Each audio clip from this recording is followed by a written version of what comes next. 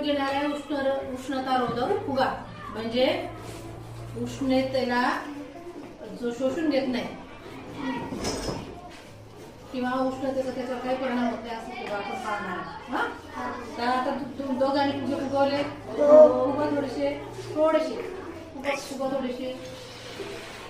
फुगवले बस ठीक आहे. मंगल तुझं लक्ष द्या इकडे, हा इकडे लक्ष द्या. धनश्री याच्यावर फुगा धरायचा, लक्ष ठेवा सर्वांनी. इथे आता बरोबर प्रयोगाला कॅमेरा फिक्स कर. काय झालं? फुगा फुटला.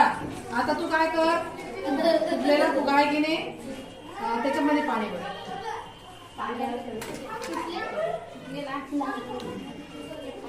फुगलेल्या फुग्यामध्ये पाणी भरायचं आपल्याला.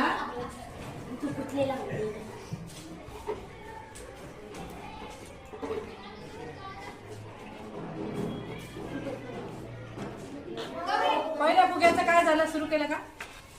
आता पहिल्या फुग्याचं काय झालं तुम्ही पाहिलं.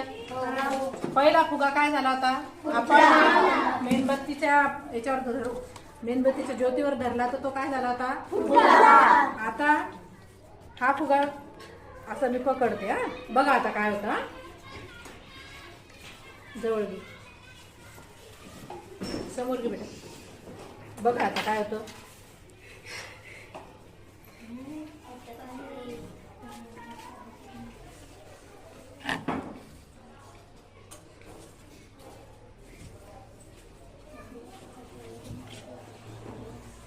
पहा तो एका सेकंदात फुगा फुटला की नाही. हा फुगा का नाही फुटत आहे,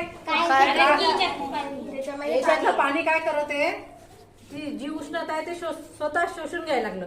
त्याच्यामुळे हा फुगा, कारण याच्यात पाणी आहे का नाही.